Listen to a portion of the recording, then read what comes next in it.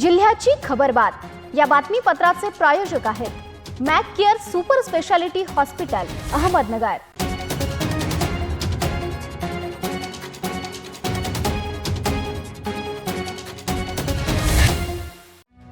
नमस्कार, मी मानसी। न्यूज 24 सह्याद्रीमध्ये तुमचे स्वागत। पाहूयात अहमदनगर जिल्ह्यातील महत्त्वपूर्ण बातम्यांचा आढावा जिल्ह्याची खबरबात या बातमीपत्रात। पंतप्रधान नरेंद्र मोदी यांनी भारत मातेची सेवा करण्याचे दायित्व खांद्यावर घेतले। भारत माता मोदींच्या भक्तियोगातून, कर्मयोगातून आणि ज्ञानयोगातून पुन्हा एकदा विश्वगुरु पदावर आरूढ झाल्याशिवाय राहणार नाही असा विश्वास महायुतीचे उमेदवार खासदार डॉक्टर सुजय विखे पाटील यांनी व्यक्त केला। यामुळे तिसऱ्यांदा नरेंद्र मोदी यांना पंतप्रधान करण्यासाठी कामाला लागा असे आवाहन त्यांनी कार्यकर्त्यांना केले।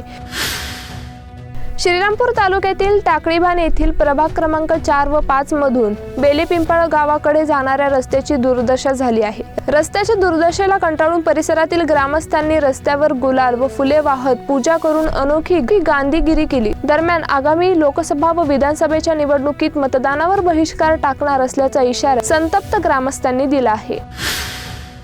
लोकसभा निवडणुकीनिमित्त लागू असलेली आचारसंहिता तसेच कायदा व सुव्यवस्था अबाधित राखण्यासाठी नगर तालुका पोलिसांनी वाळकीत पथसंचलन केले। नागरिकांनी कायदा सुव्यवस्थेचे पालन करावे असे आवाहन सहाय्यक पोलीस निरीक्षक प्रल्हाद गीते यांनी केले। नगर तालुक्यात लोकसभा निवडणुकीनिमित्त राजकीय वातावरण चांगलेच तापले आहे। निवडणुका निर्विघ्न पार पाडण्यासाठी पोलीस प्रशासनाकडून वाकळीसह अरणगाव, टाकळी काजी, चिचोंडी पाटील मधील शक्ती प्रदर्शन करत पथसंचलन केले। निवडणुकीच्या दरम्यान कोणालाही गालकोट लावण्याचा प्रकार किंवा कायदा हाती घेण्याचा प्रयत्न केल्यास त्याची गय केली जाणार नाही असा इशारा देताच सोशल मीडियावरही पोलिसांचे बारकाईने लक्ष असल्याचे सहाय्यक पोलीस निरीक्षक प्रल्हाद गीते यांनी सांगितले आहे। देशाला एका कणखर नेतृत्वाची गरज आहे आणि नरेंद्र मोदी हेच त्याला पर्याय आहे। महायुतीचे उमेदवार हा प्रतिमोदी असून तुमचे मत हे सरळ पंतप्रधान नरेंद्र मोदी यांना मिळणार आहे। म्हणून नरेंद्र मोदी यांना पुन्हा पंतप्रधान करण्यासाठी महायुतीचे उमेदवार डॉक्टर सुजय विखे यांना विजयी करा असं आवाहन माजी मंत्री तथा जिल्हा बँकेचे चेअरमन शिवाजी कर्डिले यांनी केले। ते नगर तालुक्यातील इमामपूर येथे महायुतीच्या सभेत बोलत होते। देशात महागाई आणि बेरोजगारी वाढली आहे। महाराष्ट्रातील फोडाफोडीचे राजकारण जनतेला आवडले नाही। ईडी, सीबीआय सह केंद्रीय यंत्रणांचा गैरवापर, न्यायव्यवस्थेवरील दबाव, सर्वत्र अस्थिरतेमुळे देशात भाजपा विरोधात मोठी लाट आहे।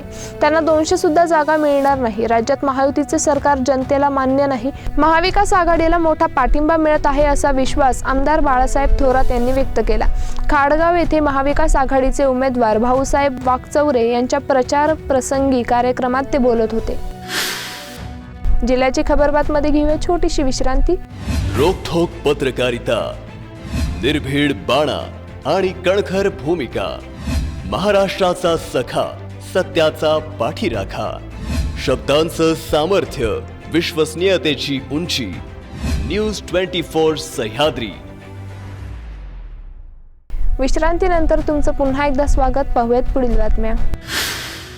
जामखेड तालुक्यातील जवळा परिसरात सोमवारी सायंकाळी वादळी वारा व विजांच्या कडकडाटासह जोरदार पाऊस झाला। जवळा परिसराला वादळी वाऱ्याचा सर्वाधिक फटका बसला असून घरावरील पत्रे उडाले तसेच वीज पडून एका वासराचा मृत्यू झाला। तसेच शेती पिकांचेही मोठ्या प्रमाणात नुकसान झाले आहे।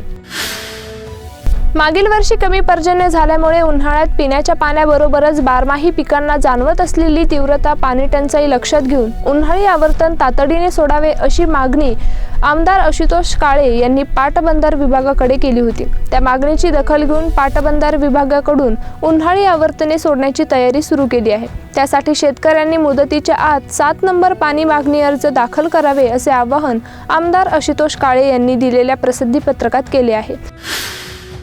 सन 2023-24 खरीप हंगामात अत्यंत कमी पाऊस पडल्याने सर्व खरीप पिके वाया गेली। शेतकऱ्यांनी मोठ्या आशेने खरीप पीक विमा केला, परंतु आजपर्यंत शेतकऱ्यांना पीक विम्याचा एकही रुपया देखील मिळालेला नाही। दुसरीकडे कंपन्यांनी कोट्यवधी रुपयांचा नफा कमवून बसले आहेत। म्हणून सरकारची ही पीक विमा योजना पूर्णपणे फसवी असल्याचा आरोप शेतकरी विकास मंडळाचे अध्यक्ष शिवराज कापरे यांनी केला आहे। ते सामनगाव येथे बोलत होते। 2023-24 खरीप हंगामात अत्यंत कमी पाऊस पडल्यामुळे तूर, कापूस, सोयाबीन सर्व खरीप पिकांचे मोठे नुकसान झाले। पाण्याअभावी कमी पाऊस पडल्यामुळे शेतकऱ्यांनी मोठ्या आशेने पीक विमा केला। सरकारने देखील मोठा गाजावाजा केला की 1 रुपयात पीक विमा, 1 रुपयात पीक विमा, परंतु आजपर्यंत शेतकऱ्यांना 1 रुपयाचा देखील पीक विमा मिळाला नाही आहे सरकारकडून. आई वडिलांनी लग्न करू दिले नाही म्हणून त्यांच्यावर हल्ला करण्यासाठी आलेल्या घातक शस्त्रासह एका तरुणाला पोलिसांनी गजाआड केल्याची माहिती पोलीस निरीक्षक संजय ठेंगे यांनी दिली. तुषार भागवत खिलारी असं अटक केलेल्या तरुणाचे नाव आहे. त्याच्या ताब्यातून लोखंडी धातूचा सुरा पोलिसांनी जप्त केला. त्याच्या विरुद्ध राहुरी पोलीस ठाण्यात शस्त्र अधिनियमान्वये गुन्हा नोंदवण्यात आला आहे. जामखेड ते जेजुरी दरवर्षीप्रमाणे पायी दिंडी सोहळा शिव मल्हार ग्रुपच्या वतीने आयोजित करण्यात येते. दिंडीचे 21वे वर्ष आहे. बुधवारी सकाळी 9 वाजताच्या दरम्यान जामखेड शहरातील खंडोबा मंदिरात भाविक भक्तांनी दर्शन घेतले व बैलगाड्याच्या सजवलेल्या रथात खंडोबाची मूर्ती ठेवण्यात आली. येळकोट येळकोट जय मल्हाराचा जयघोष करून हजारो भक्तगणांच्या उपस्थितीत दिंडीचे प्रस्थान करण्यात आले. जामखेड ते जेजुरी पायी दिंडी सोहळ्याची योजना सुभाष मेनकुदळे, अर्जुन निमानकर, गणेश काळे यांच्या संयोजनात महेश महाराज देशपांडे आणि वैभव देशमुख यांच्या प्रेरणेने होत आहे.